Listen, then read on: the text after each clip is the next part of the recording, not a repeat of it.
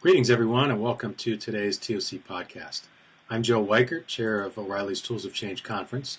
New York TOC is just around the corner, and registration is running well ahead of last year's pace. Be sure to reserve your spot now, as it's clear we're heading towards a sellout. Registration is open, and I recommend you check out the All Access Pass, which is something new for 2012. You can learn about all of that, as well as everything else related to TOC at our website, toccon.com. Now, today's TOC podcast features a former O'Reilly colleague of mine, Andrew Savikas. Andrew was recently named CEO of Safari Books Online, and in a very short period of time has had a significant impact on Safari and its long-term vision. Andrew, welcome to this TOC podcast. Thank you, Joe. It's a pleasure to be here. I'm very excited. So, Andrew, ebook reading on dedicated devices has really taken off over the last few years. How has content access on those devices affected Safari and its business overall? That's a great question, Joe, and it really has already had a pretty big impact.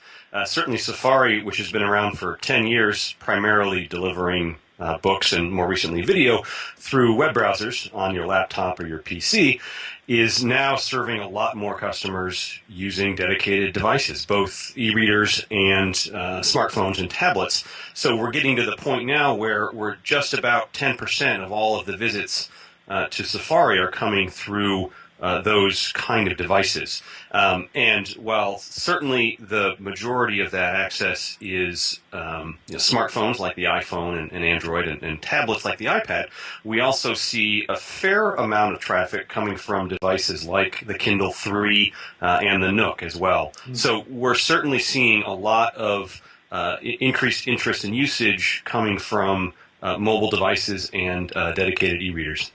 So, in the spirit of mobile devices, your team released an iPad app earlier this year. How's it been received by the subscribers, and are there any tidbits you could pass along? Sure. So overall, we've been very pleased with the feedback. And one of the things that we're seeing is that it's a different sort of a usage pattern with the iPad. So a few things that we've seen based on the data that we have, people use the iPad in particular, although this is to a lesser extent true of mobile browsers, at different times of day than they would typically use their laptop or PC, which I suppose makes sense in many ways, where you see a lot of usage on the evenings and especially the weekends. We also find people are engaging for longer periods of time in a given session. So a lot of the use case around Safari Books Online historically has been that someone is at their desk dealing with a technical problem or trying to learn how to solve a particular issue they're dealing with, and will sort of pop in and out of Safari as they find the solution to what they're trying to do, and then they get back to work. And on the mobile, especially with the iPad, what we're seeing is people using it as a way to get more of a deeper dive into a particular topic. So they will spend more time either reading more of a particular book, or one of the interesting data points we're seeing is that video, while reasonably popular overall, is particularly popular among users of our iPad app, who are using that experience to really immerse themselves in some of the longer form video tutorials that we have.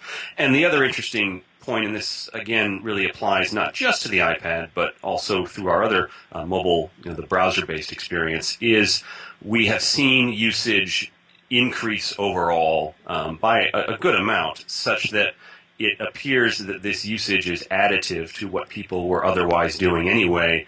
They are not merely substituting mobile use for what would have otherwise been use on a laptop or a PC. So it's fascinating to hear that there's a good deal of access from the third generation Kindle, for example. I would imagine you're looking and anticipating a pretty good uptick when the Fire comes out. Yes, absolutely. And we did a pretty significant overhaul to our mobile website earlier this year. It had launched at the very first New York TOC, as a matter of fact, was the first version of the Safari mobile site. And at that time, that was before the smartphone and tablet universe really exploded. And so a lot of the original site was aimed toward sort of least common denominator devices at the time, and we made some significant changes this year to acknowledge that the bulk of usage is coming from devices that have more modern screen resolutions. They can handle color, they respond to touch, that sort of thing, and a lot of that is, of course, part of supporting the Android ecosystem. At the same time, we've been a little slower to come to market with a native Android app just because of the significant fragmentation among the Android devices and the different software levels and the different resolutions, and it's just a difficult platform to develop for. But I would agree with you. I think that the Kindle Fire is likely to really change the landscape for the Android tablet market, and we expect, first and foremost, to be there through the browser on the device, and we'd love to see a native Safari Books Online app on the device as well. Great, look forward to it. So you mentioned video a minute ago, and even though Safari's roots are really in the written word, video's become a pretty important element of the service. Can you talk a little bit about how video consumption rates compare to text consumption rates? Sure. I can't get into a lot of detail there, but I can say that video usage is meaningful and is growing. Again, especially around access on the iPad app. And what we're really seeing there is somewhat unexpectedly that a lot of the best performing videos from a usage standpoint are very in-depth, very lengthy tutorials on very technical subjects like Java and Android, really software development tutorials, and they're divided nicely into into sections that people can usefully and meaningfully browse and pick up and resume later on. But it has been surprising to see the performance of these videos that in some cases are 12 or more hours in length to really take someone on a deep dive through a very complex technical subject.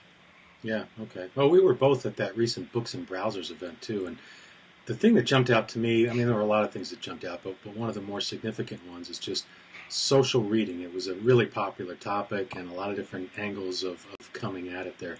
So what role do you feel social plays within Safari? That's a great question, Joe, and you're right. That was really the topic du jour at Books and Browsers was social reading. And quite frankly, right now, today, Safari Books Online isn't social enough. It's really has its roots in the much earlier days of the web, well before a lot of the more direct sort of social plumbing that's emerged since then.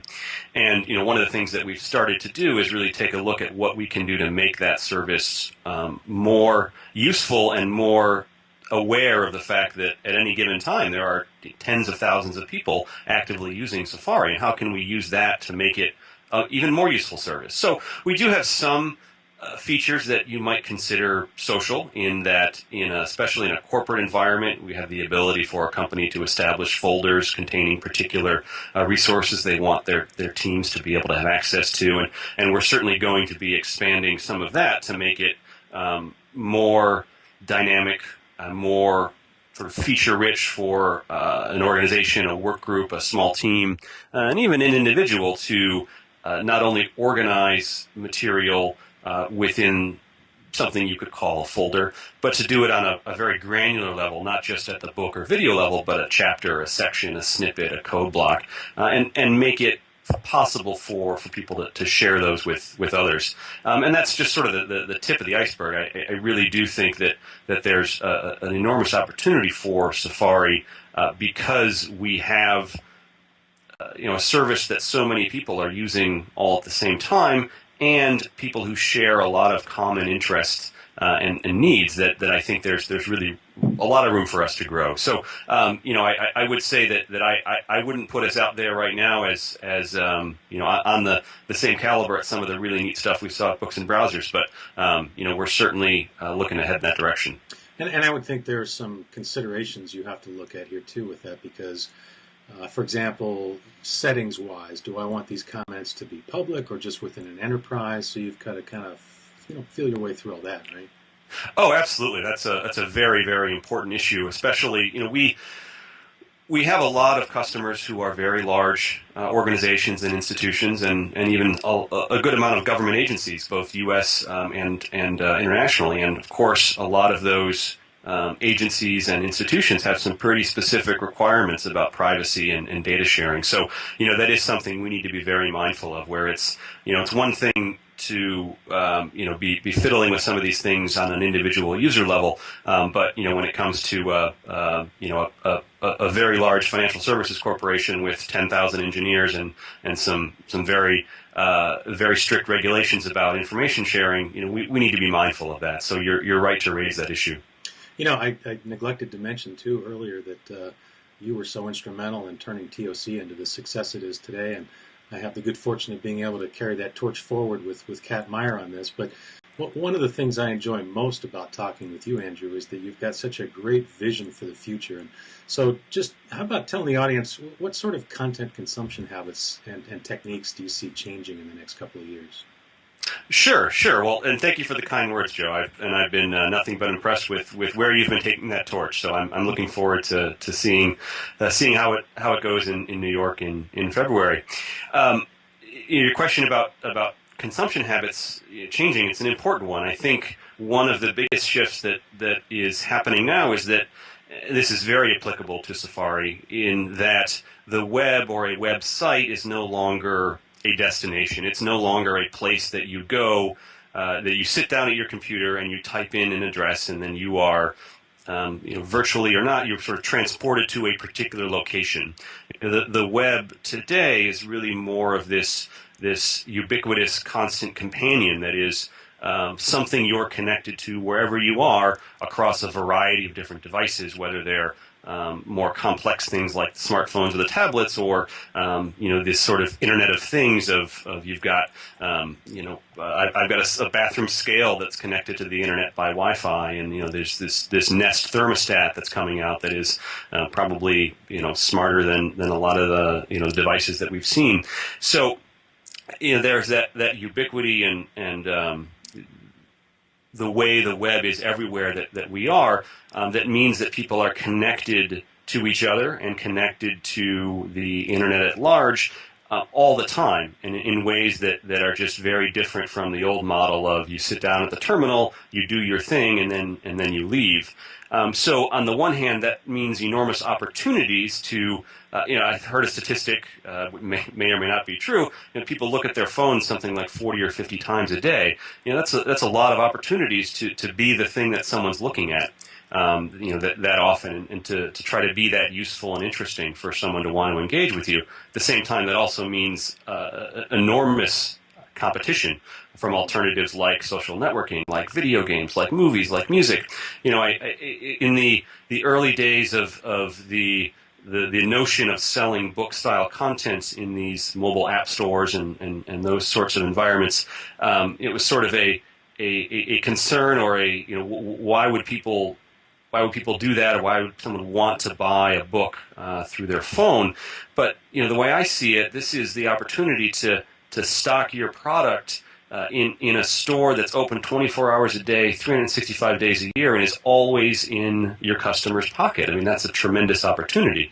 So while, yes, it is true that your iPhone or your iPad are an always-on, or your Kindle for that matter, are an always-on bookstore, they're also an always-on movie theater and jukebox and radio station and connection to your friends, and any number of other things that we need to be aware of that we're competing with. The other big kind of trend that I've really latched onto is last year at TOC we heard Kevin Kelly give a talk, and he reiterated some of these at the Books and Browsers conference, talking about a shift toward streams. That it was less about discrete instances or pieces of information, but these steady, always-on streams that we will dip in and out of. And certainly Twitter feeds are an example of those, or the way that most people interact with Facebook, where you dip in and you dip out, and everything constantly flows. And I think more and more of what we consume and interact with on the web will be in that kind of a form. And I think it's important for publishers and people dealing with long-form content to understand where and how they fit in with that kind of a change. Yeah, some of that took me back to, I think it was last year, so 2010 maybe, the TOC Frankfurt keynote you gave, talking about how a book is just one type of a vessel for content. And I think you really hit the nail on the head when you talk about the streams that Kevin Kelly mentioned and so forth. And, up to now, I think a lot of publishers have sort of looked at how many storefronts can I be in, but they're thinking more in the traditional sense as opposed to a more atomic level of how can I be part of where prospective customers are. And it doesn't have to be a book per se. It may just be some piece of content or some linkage, let's say, that brings them back into the fold and offers them a type of content, right? Yes, absolutely. And, it's always dangerous to rely too much on anecdotal sort of experiences.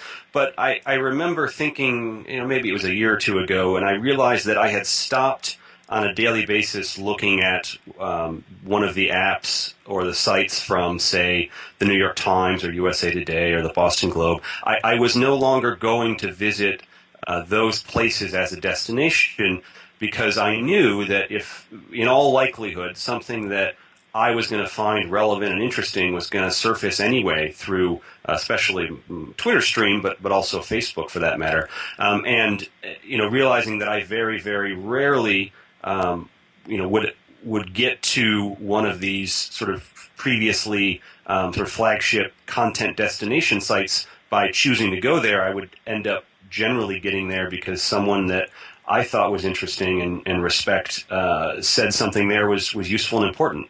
And that I think is an important shift, and that's just to what you're alluding to there, is that trying to figure out not just how do we get in the different storefronts, but how do we understand how to participate in the ways that people are actually finding and surfacing interesting bits of material in many forms all over the web.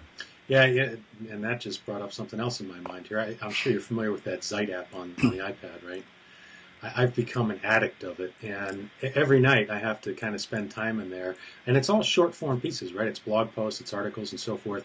And I keep thinking about what's the business model for publishers, let's say book publishers, to get into, and are there shorter forms of content that could be spliced into that stream that's coming at you through Zeit? Because even though everything on Zeit today is free, I could see paying for channels on there that are slimmed down, tidbits of information that really kind of abbreviate knowledge for me so I can get it really quickly. Oh, absolutely. And that's actually very much related to the value proposition for Safari Books Online for a lot of our customers. They're not necessarily paying for something that they can't get anywhere else. The reality is, in many cases, if you spend enough time searching around online, digging through forums, reading blog posts, sorting through email lists, you can potentially find the answer to the problem that you have in the technical domain. But when you're an engineer, either working for yourself or working in the context of an organization with a project on a deadline, time is money. And one of the things we hear pretty often from our customers is the thing that they value is that they know that what they find in Safari is good, and they don't have to spend a lot of time sorting through questionable and unvetted material. So that is something people are very much willing to pay a premium for for us to perform that function of finding the good stuff, so that they don't have to waste their time sorting through a bunch of material that they're just not sure about. Yeah, there's certainly a value for curation, and there always will be. So let's shift gears for a minute here. Something that really wowed me. I was part of a demo that you gave a lot of us at O'Reilly of some interesting visualizations of how customers are using O'Reilly books and videos in Safari. So what kind of data are you making available to publishers that work with Safari? Sure. So, one of the things that we have to do in order to work as a service is to track what is used by Safari customers. And the reason we have to do that is in order to pay the publishers. We get a certain amount of revenue in the door from our customers, and we allocate large portions of that revenue to the publishers based on the usage. So the nice thing about that is that if material is popular and heavily used, then the publisher and the author are going to be rewarded. which is I think a nice piece about the model that Safari has. But that also means that we inherently are tracking things in a way that generates a big exhaust stream of data. And this isn't news to you at O'Reilly with the sort of big data meme that's going on there with the Strata conference and the explosion of data scientists as a hot job in the IT space. But we're starting to be able to apply some very interesting newer visualization and relationship discovery tools on top of that kind of data. So it's still sort of in the early stages, but one of the things we're trying to be able to do is offer publishers the kind of data that they're simply never going to get from someone like an Amazon or an Apple or a Google, and do it in a way that of course, as we talked about earlier, needs to respect the privacy of our customers. So we certainly don't intend to provide customer-specific data, but to the extent that we can help a publisher understand not only how much their material, whether it's a book or a video, is being used, but specifically which pieces, which time of day. Is there a particular page that people get to and then leave? Where do they go after they look at this chapter in your book? That's all kind of data that we have the raw material, and we're starting to string it together in ways that we're excited to be able to share with publishers, because we are owned by publishers, and we want to be seen as a business that understands understands the publisher perspective, and has found what I think is a nice combination of a customer-friendly product, but also one that is publisher-friendly as well. Yeah, I want to go back and underscore something you said there, because I think it's just so darned important, and that is the service that you're offering back. We typically think of storefronts, like I said before, as kind of a one-way street. Publisher provides content and never hears anything more about it other than getting a revenue stream. But in this case, you have, like you said, access to sort of an aggregate look at this user data that you're able to pass back to publishers. And I feel like, as obviously, with all of the O'Reilly content in Safari, it's wonderful because I want to get every editor involved with every one of those books, looking at this stuff so that we can see what we can learn for the next product that we put out, whether it's a revision of that title or something completely new. And there's so much value to that I think that if a publisher is not part of Safari, that this should be a really important consideration for them to look at as value add that they're not going to find somewhere else. And like you said, with Amazon, I keep waiting for them to do something like this. I guess the skeptic in me feels like they'll probably do it, but at some point it'll be for a fee of some sort, right? And like you said, it's part of just the Safari package at this point, right? Yes, absolutely. And I'm not going to speculate on Amazon's plans, but I think we have an opportunity to help publishers understand things. And part of it too is, we're a web-based service, and we need to behave like the rest of the web. And part of people's expectations about material that they publish on the web is that they're going to get useful analytics about that material in a way that's going to help them make decisions. And that's something that we're trying to do at Safari. Okay, cool. So another thing related to Amazon here, since we're on that topic, I wrote a Radar post about this recently, and it generated a lot of back and forth, but I haven't heard from you. I'm kind of curious to what you think of Amazon's new Kindle Owners Lending Library program. Talk about a mouthful. No, that is quite a mouthful. I'm certainly not surprised that they're exploring a lending model. We've seen it with movies, we've seen it with music, we've seen it with television. It's very much consistent with that stream kind of a concept, moving away from ownership and more toward access-based models. And we see it outside of digital media. We see it with Zipcar, we see it with Airbnb, just this notion of you pay for what you need, and that ultimately can be a more efficient way to allocate the resources. So it's certainly no surprise that they would pursue that kind of a model, and it's something that it's a model we've been doing, not quite the same as the lending approach, but the subscription sort of access model is obviously the foundation for Safari Books Online. What did surprise me was the bold bet they've taken in terms of really saying to the publishers that as long as we pay you the equivalent of a sale, then we're going to present this to the customer in a lending environment. And I think that's risky, but Amazon didn't get where they are by being afraid of taking risks. So it's a big bet, and I suppose we'll see what ultimately shakes out in terms of publisher reaction. But I'm not surprised to see them doing it, and I'm sure that they won't be the first, or won't be the last, I should say, to expand awareness and customer exposure to lending and access-based models for book and related content. Yeah, and I agree with you. I think the lending model is definitely something that's worth looking at. The thing that I was really taken aback by was the financial relationship you just described, at least according to their press release, only applied to a very small part of the list, and the bulk of it was a flat fee that they paid the publishers. And the area where I was outspoken about it is I don't think a flat fee model should work.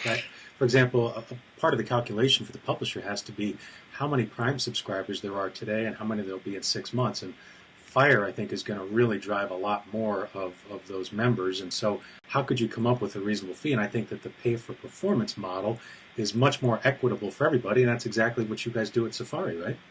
Yeah, that's absolutely right, Joe. And I think you're seeing the challenges of the flat fee model shake out in Netflix, and I believe that Pandora does a similar sort of a model.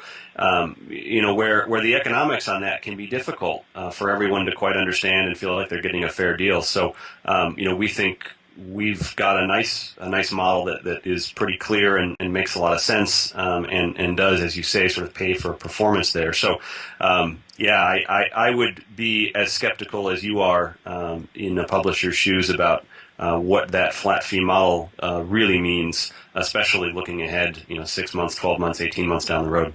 And even though Safari's been mostly on the technology side as far as content and business content as well, Amazon or whoever comes up with this is going to, I think, build out something that's aimed at the fiction side or the trade book side in general.